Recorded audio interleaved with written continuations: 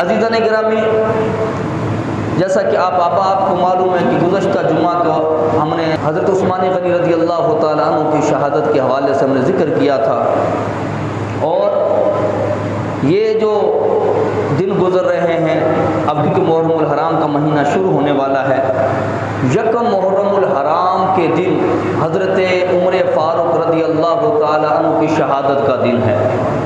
अज़ीज़ान गिरामी, कौन हज़रत उमर फ़ारूक रज़ी अल्लाह तआला अन्हु? ये वो उमर फ़ारूक हैं कि जिसके बारे में मेरे नबी करीम सल्लल्लाहु अलैहि वसल्लम अल्लाह की बारगाह में दुआ की कि मौला इस्लाम कमज़ोर है, इस्लाम की ताकत के लिए, इस्लाम की ताकत के लिए मौला, अरब के दो लोग बड़े मशहूर थे। आता है कि एक अबू जहल बड़ा ताकतवर था, सरदार था, दूसरा उमर फ़ारूक बड़े ताकतवर थे। मौला इन दोनों में से किसी एक को इस्लाम लाने की वजह से, इस्लाम की दौलत की वजह से इस्लाम को ताकत अता फरमा। तो कहते अल्लाह की बारगाह में ये दुआ कबूल हुई कि अल्लाह ताला ने हज़रत उमर फ़ारूक रज़ी अल्लाह तआला अन्हु को ईमान की दौलत से माला माल फरमा दिया।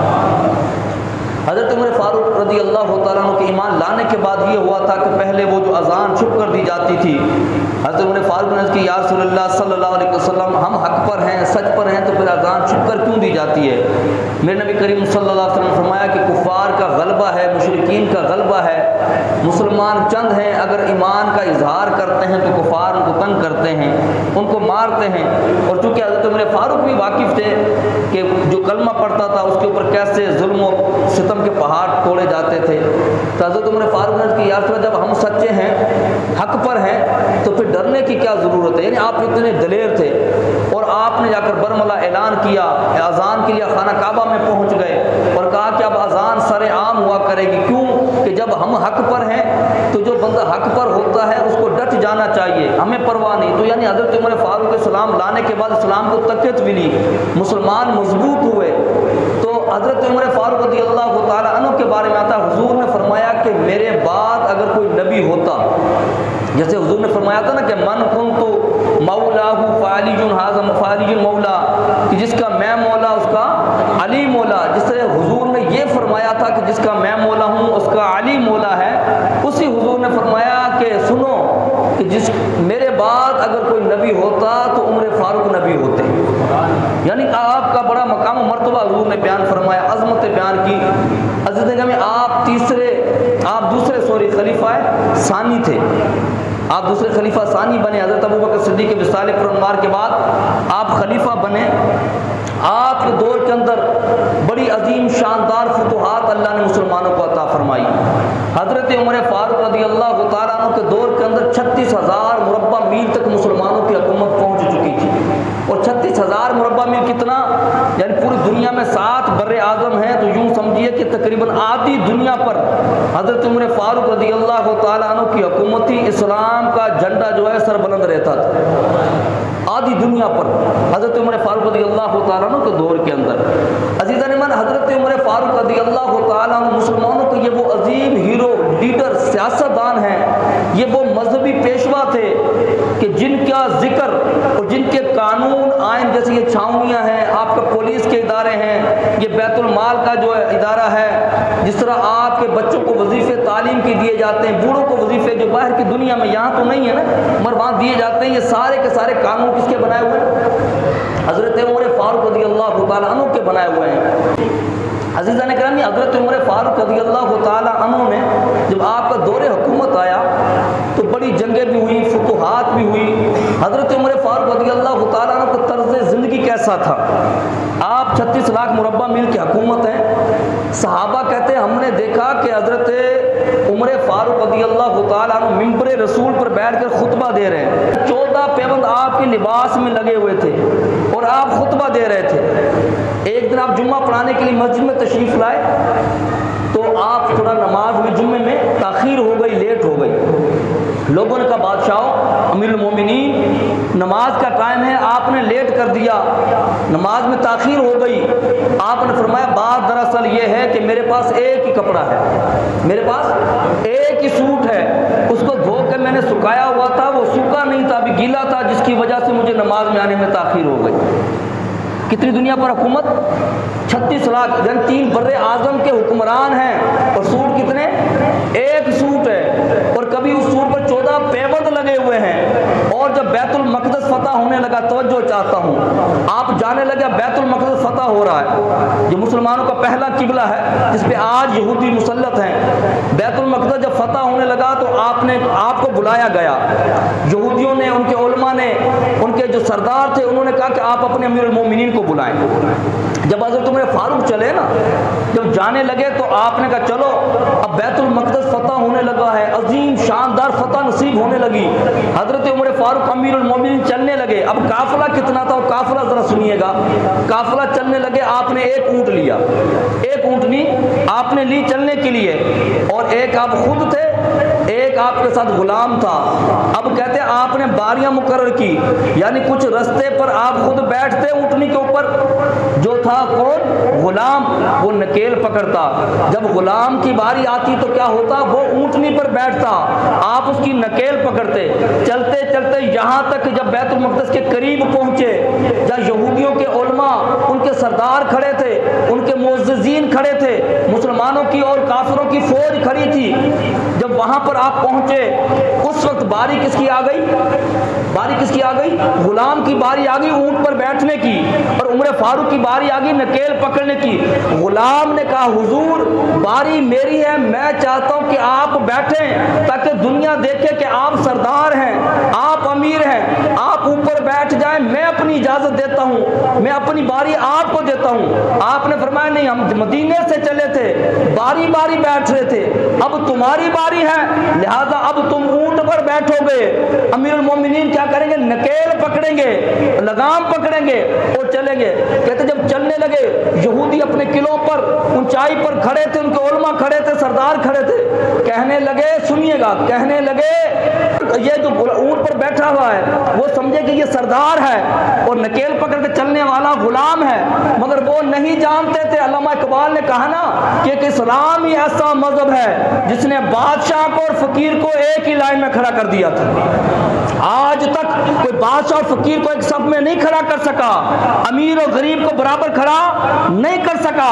अगर किसी ने गरीब और अमीर का फर्क मिटाकर एक ही सफ में खड़ा किया है तो मोहम्मद मुस्तफ़ा के दीन ने खड़ा कर दिया है। लोगों ने कहा आपको मुगालता हो गया, जिसको आप गुलाम समझ रहे हो वो आका है, और जिसे आप आका कह रहे हो वो गुलाम है। कहा ये कैसे हो गया कि गुलाम तो ऊंट पर बैठे और आका और अमीर वो पैदल चले। फरमाया यही तो इस्लाम की खूबसूरती है। जब आगे बढ़े, छोटी सी नहर आ गई, छोटी सी नहर आई। हज़रत उमर फारूक रज़ियल्लाहु ताला ने अपने सॉक्स उतार कर, अपने जुराबें उतार कर अपने कंधे पर रख ली। कहाँ पर रख ली, जुराबें कंधे पर रख ली।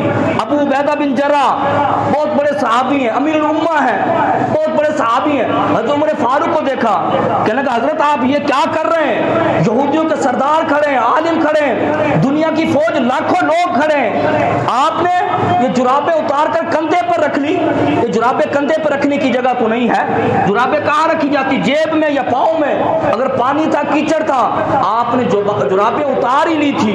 आप किसी गुलाम को पकड़ा देते, आप हमें पकड़ा देते, हम जुराबें पकड़ लेते।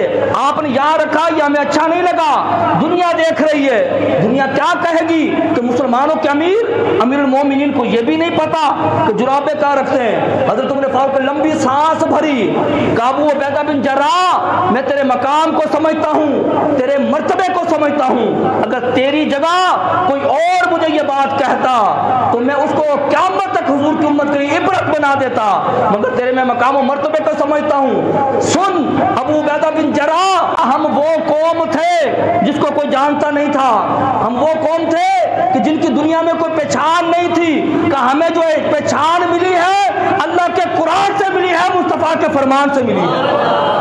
कि हमारी इज्जत जुराबे यहाँ रखने में नहीं, या जुराबे जेब में रखनी नहीं, जुराबे यहाँ रखूं या जेब में, इससे कोई फर्क नहीं पड़ता। हमें कोई नहीं जानता था, हमें अगर दुनिया जानने लगी है, मेरी जुराबे अगर चाहिए यहाँ पर रखी हुई हैं, ये जगह नहीं है। पर कैसर और किसरा फिर भी तक जो है वो कपकपा रहे हैं, तो उमर फारूक आ रहा है। कहा ये जुराबों की वजह से नहीं, ये मोहम्मद मुस्तफ़ा की वजह से और अल्लाह के दीन की वजह से अल्लाह ने हमें इज्जत अता फरमाई। और कहा सुनो इज्जत किस चीज के अंदर है? फरमाया कि मैं क़यामत तक के लोगों को ये पैगाम देना चाहता हूँ। कब तक के लोगों को? क़यामत तक के लोगों को। अबू उबैदा बिन जर्राह ये पैगाम देना चाहता हूँ कि मुसलमानों की इज्जत जो है वो किसके अंदर है?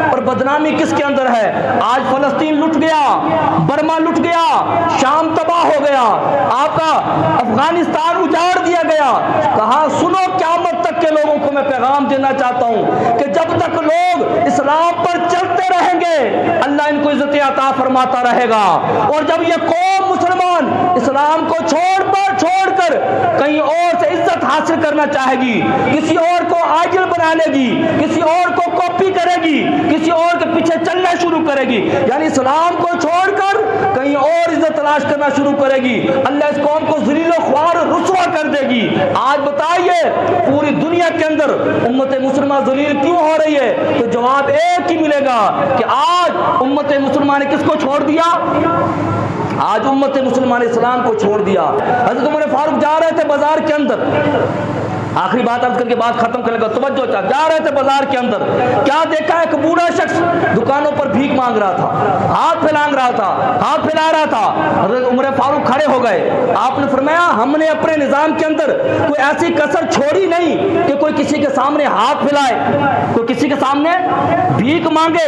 हमने कोई ऐसी कसर छोड़ी नहीं है, ऐसा निज़ाम खराब किया ही नहीं है। हम तो सबके हुकूक उनके घर की दहलीज तक देते हैं। फिर ये बुढ़ा बाबा कौन है जो लोगों के सामने हाथ फैलाता है? उमर फारूक जब बाजारों में चलते थे तो आगे पीछे दाएं और आगे पीछे नजर रखते थे, दाएं बाएं नजर रखते थे कि कोई दो नंबरी तो नहीं कर रहा, कोई चोरी तो नहीं कर रहा, कोई गलत काम तो नहीं हो रहा, कोई किसी को शिकायत तो नहीं। बाबा को देखा, बुलवा लिया, कहा बाबा बताओ तुम कौन हो, क्या तुम्हें वजीफा नहीं मिलता? कहा मिलता है। क्या तुम्हारे साथ कोई ज्यादती तो नहीं होती? बोला नहीं होती। तो बोला मांगते क्यों हो, आप हो कौन? उसने कहा मैं यहूदी हूँ।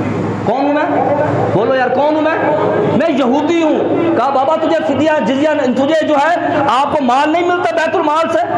कहा मिलता है। तो कहा फिर मांगते क्यों हो? कहा आप तो जो मुझे माल देते हो मेरा गुजर सफर अच्छा हो जाता है, मगर बात यह है कि साल के बाद जिजिया देना पड़ता है। क्या देना पड़ता है? टैक्स, जिसे हम कहते हैं। कहा मुझे साल के बाद टैक्स देना पड़ता है, मेरे पास पैसे नहीं है। वैसे तो गुजर सफर अच्छा हो रहा है मगर मेरे पास देने के लिए टैक्स नहीं है, मैं 2-4 लोगों से पैसे लेकर हुकूमत को दे दूंगा। उमर फारूक रज़ियल्लाहु ताला अन्हु ने उसी वक्त उस बाबे से कहा भीख मांगने की जरूरत नहीं है, कल हमारे पास आ जाना, कल हमारे पास आ जाना।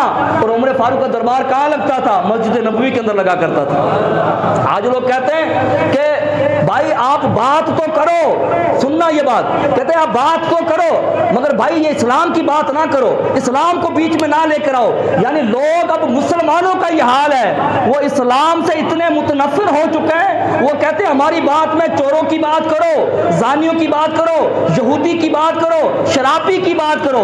इस्लाम से इतने मुसलमान तंग आ चुके, इतनी साजिश का शिकार हुए, कहते इस्लाम की बात ना लाओ बीच में। यानी हमें इस्लाम वारे में नहीं, इस्लाम पसंद ही नहीं। क्या कहने लगे कि भाई हमें आप मस्जिद में बैठकर सियासत करते हो, बताओ मस्जिद में सियासत का क्या काम? मैंने कहा जब तक मस्जिद में बैठकर मस्जिद का इमाम हजरत उमर फारूक रज़ियल्लाहु ताला अन्हु सियासत किया करते थे तो 36 लाख मुरब्बा मील पर इंसान तो इंसान जानवरों को भी उनके हुकूक मिला करते थे। जब से इस्लाम मस्जिद से बाहर निकला, पार्लियामेंट में गया, आज ये हाल हो गया। तारीख उठाकर देखिए मुसलमानों, जब तक आपका इस्लाम आपकी सियासत मस्जिद में होती थी, अल्लाह की इज्जत की कसम पूरी दुनिया पर मुसलमानों का जो है बोलबाला हुआ करता था।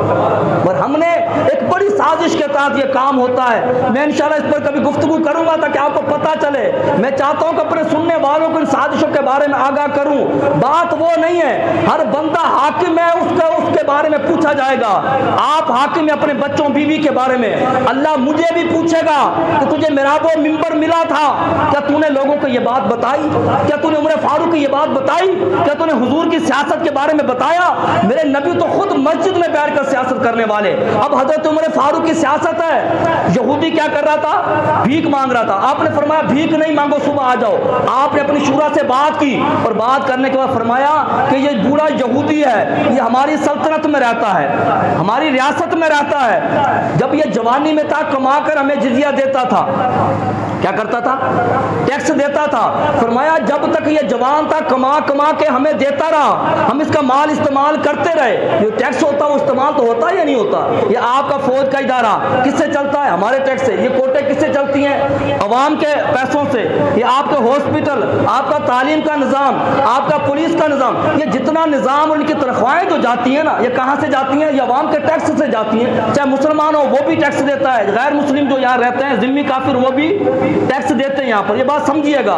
तो कहा कि जब तक ये जवान रहा हमें टैक्स देता रहा, हमें पैसे देता रहा, हम इसके पैसे इस्तेमाल करते रहे। अब जब ये बूढ़ा हो गया है, अब ये लोगों के सामने हाथ फैलाए, तो आपने फरमाया अब कानून बनना चाहिए। हजरत उमर फारूक ने उसी दिन, ये नहीं कि पार्लियामेंट के अंदर कानून जाएगा फिर बिल पास होगा ये फला होगा, नहीं, जिनको इंसाफ करना होता है। एक दिन खुद बाजार में गए, देखा क्या कर रहा है, एक बूढ़ा भीख मांग रहा है। दूसरे दिन आपने कानून बना दिया जो यहूदी गैर मुस्लिम जिंदगी पर हमें जिजिया दे, जवानी में कमा कमा कर जब बूढ़ा हो जाए वो लोगों से मांगता फिरे। फरमाया ये कानून खत्म करो, आज के बाद कोई भी बूढ़ा जो है जो कमा नहीं सकता, आज के बाद उसके ऊपर टैक्स नहीं, टैक्स ही माफ कर दिया गया है। ये किसने कानून बनाया?